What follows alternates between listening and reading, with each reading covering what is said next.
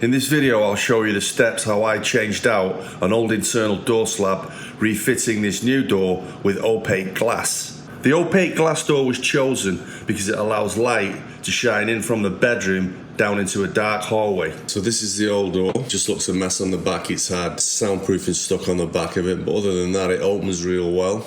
The latch catches good, the hinges are cut in nice, the rebate around the door, everything's in line. These hinges I'm going to cut in exactly the same way on the new door. So when I put the new door on, it should fit as good as this. It's just this one looks a mess. So here you have the new door set up against the old door. These hinges here are going to get cut in exactly the same way on the new door as they were on the old door. So once the door is placed back in the frame, the newly fitted hinges on the door side and the existing hinges on the frame side should fit together perfectly. Once the hinge pin is placed back between the hinges, the door should swing freely. We're going to split the hinges by taking this pin out, leaving one side of the hinge on the frame, refitting the other side of the hinge to the new door. The old door's been taken off and the new door is just sat inside the frame. This gives us a chance to check out where we're going to need to shave the new door. I used a piece of cardboard to raise the door up tight against the head of the casing. So now we can start putting some marks on the door to figure out where we're going to start shaving. It's not too bad if you look at the gap all the way around, which is the important thing because you want it to be pretty uniform. The bottom of the door is going to need roughly 1/2 inch to 3/4 of an inch taking off. The gap isn't big enough. As you can see by the register above the door, this house is forced air heating and cooling. That means you need at least a gap of 1 inch to 1.5 inches beneath the door so that you can get a good rotation of air through the room. The air is blown in through the top, through the register, and sucked out underneath the door back to the return, which is behind this door. I'm going to scribe a line across the top of the door off the casement, copying the profile.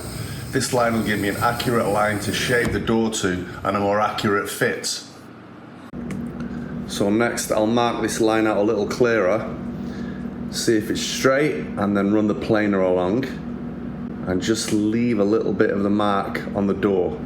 I can always take a little bit more off if I need to.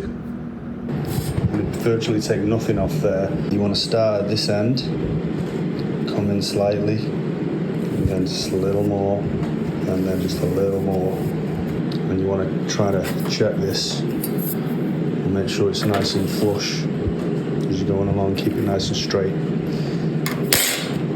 So I'm going to set my electric planer. I'll twist it down.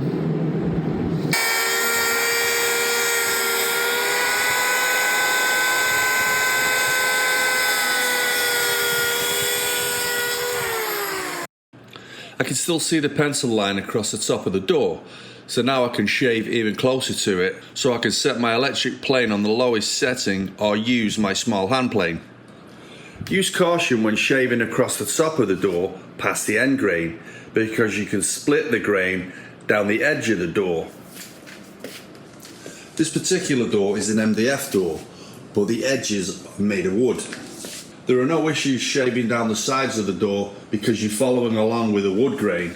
Scoring here across the corner with a chisel can help prevent the grain splitting while you're shaving across the top of the door.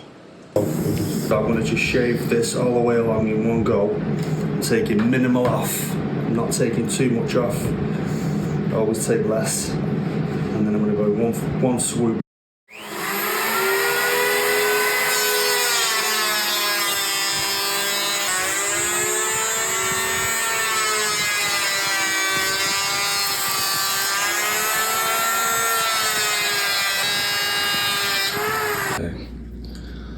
The door's fitted in, it's sat in there. We just trimmed across the top, and it's not bad at all. It's not perfect. Could do with a little bit more off. You can still see the line, so I can take a slight more off there.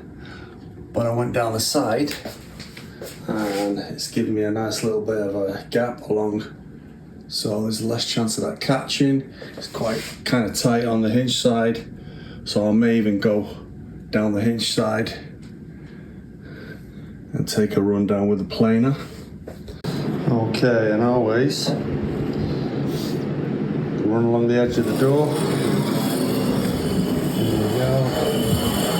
both sides and come back the other way a couple of times. It's called the Harris. You take it off, you're basically putting a little edge on it so the paint will go nice on it. But it's only slight, just to take the corner off. I'm registering there. I want to say roughly, I'll say about 1/8 of an inch. Be 1/8 of an inch as well. So that's 1/8 of an inch gap. It's pretty straight all the way down that side. Looks to be pretty similar across the top. I did take a little more out in the centre, and it's pretty much tight up that side. So I want to probably have a 1/16 either side. So that should be pretty near. And then across the bottom, I'm thinking I'm going to take out another maybe half right the way across. Okay, I'm going to take 3/4 of an inch off the bottom. I used my trusty square to kind of take the measurement right the way across. And I'm probably going to use this guy. So I'm going to chop these ends like so, just so that you don't split and the saw goes through. Out like so.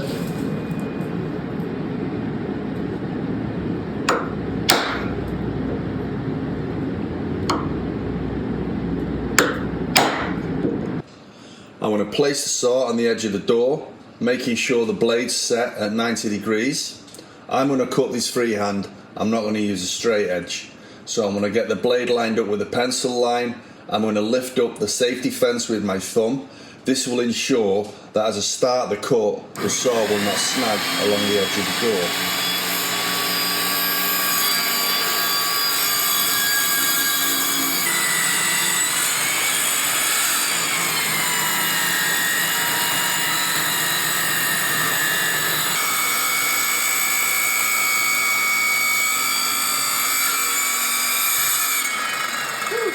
I want to run this plane along the edge again to take the Harris off, which is to smooth the edge, the corner, very lightly, real lightly, like so, and underneath. It's hardly taking any off, but that's what I want to do. So just put. So not bad, pretty much the exact same length, and fairly much the same width. I have the old door and the new door sat next to each other and lined up. I'm going to use the square to run the marks from the old hinges across to the new door on each hinge. It's so important to get these marks accurate because it ensures that when you cut the hinges in and fit the door back in, it's going to fit back in like the old door fitted. And in this case, the old door fitted pretty good. And make sure all these little lines and rebates are exactly the same from the old door to the new door. I also put a mark on the hinge showing the edge of the old door. This is just another reference marker before you mark the hinges for the new door and cut them in.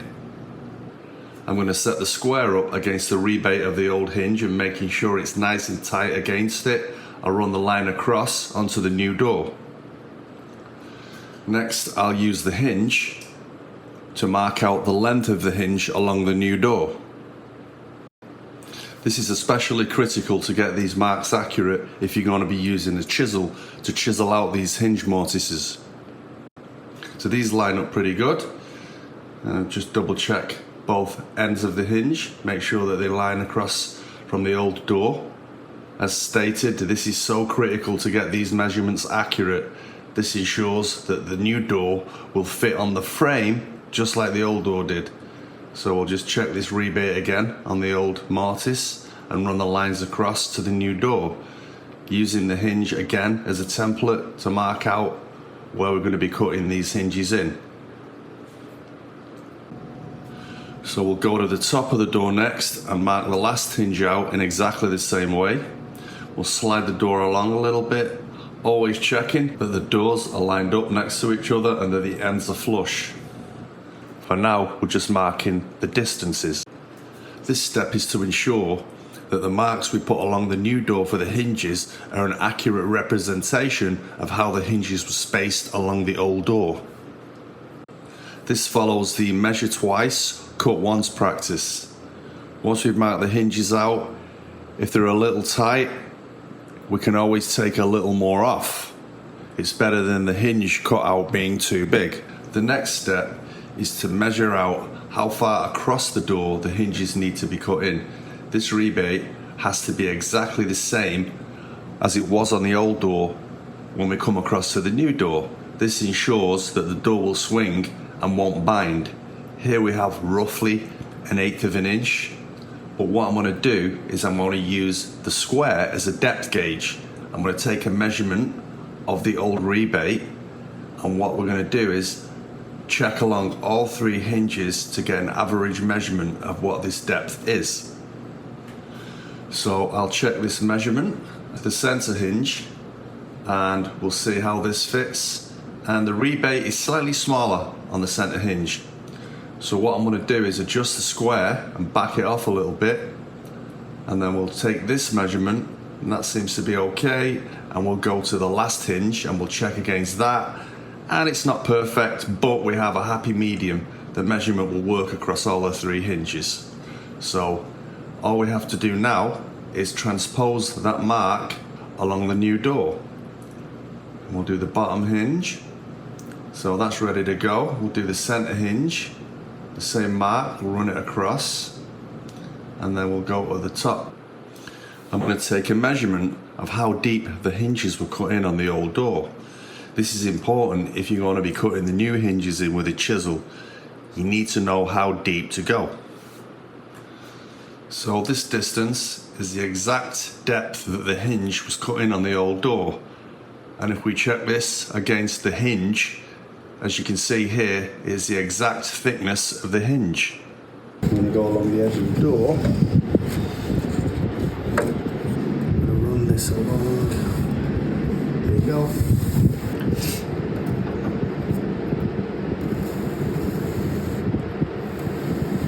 Like so. So as you can see, the corners of these hinges are round. So first thing I'm going to do is use a pencil to mark around these corners, and then I'm going to get a box cutter and score around the edges of the corners. I'm using the tip of the knife to score the wood grain around the corners of the hinge, ensuring the mortise will be a snug fit for the hinge.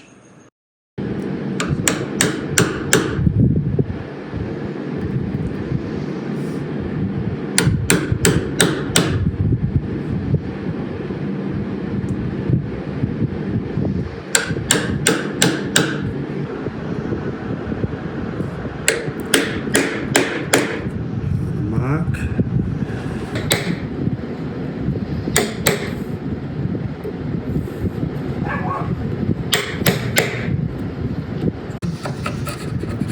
So for this one hinge, I'm going to use a chisel.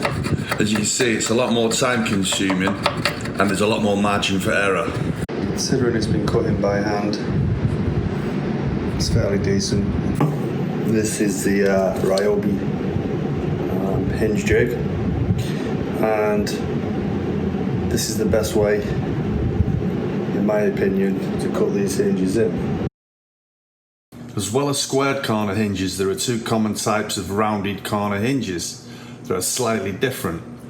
This jig has inserts that fit in the corners, allowing both of these to be routed. Like so, a couple of turns. That's pretty good. This is my handy dandy old school Ryobi router. There's a little depth gauge where you can set with the different thickness hinges. And so that's set up. Looks like it's all set up against the rebate and marks that I did, so let's go.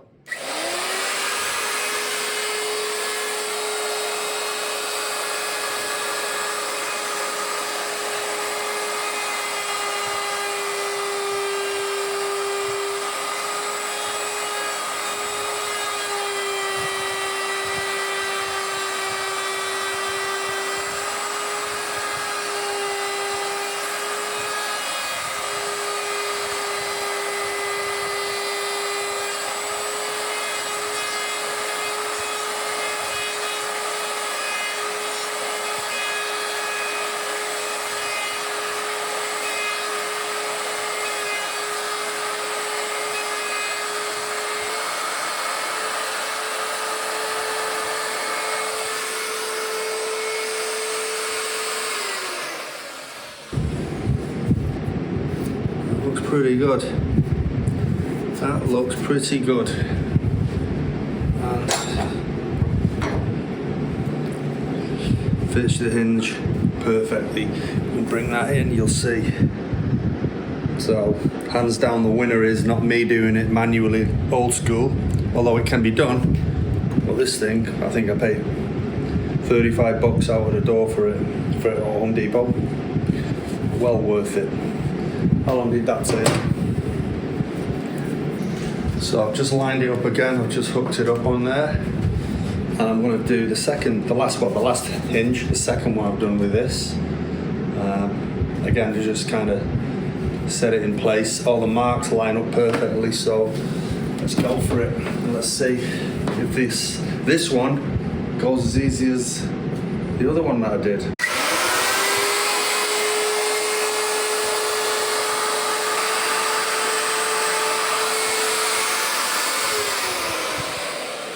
Looks pretty good. Take that guy off. A little bit of, that's probably getting a bit vigorous with it if you take your time with it. And there you go.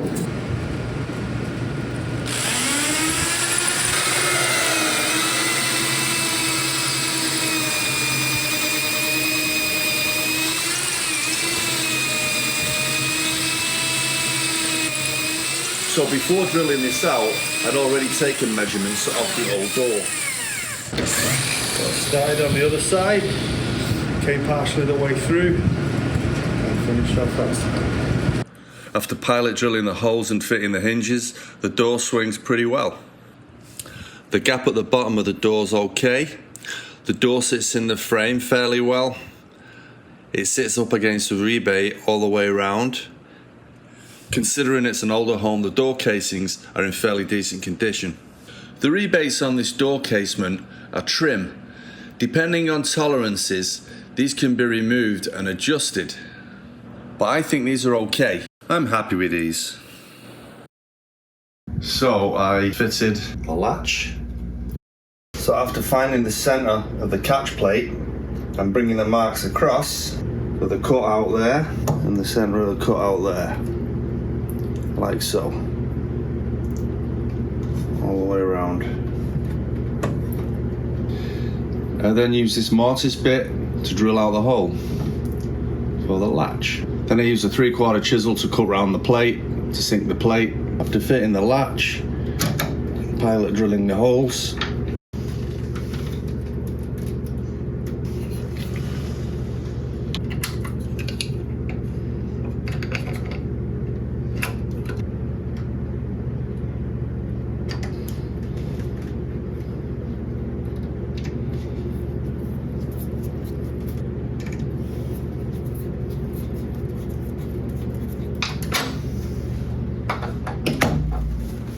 Although I do have a tip to shim the hinges out, this will give you a more even gap down both sides of the door. So the fit of the door's pretty good. The gap all the way around is fairly consistent, but on the hinge side it's slightly tighter than it is on the latch side. So what we can do is, we can make shims. In my case, I'm using a cardboard shim. I'm going to cut the shim the size of the hinge, and it's only going to be a slither. It's going to be like 5mm, 1/4 inch.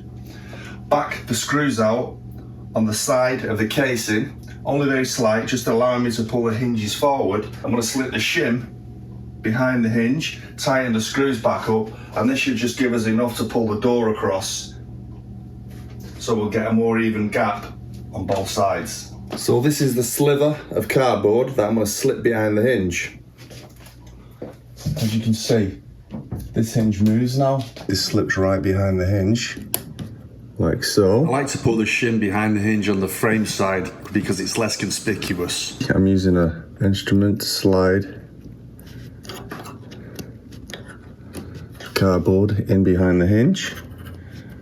We'll tighten the screws back up.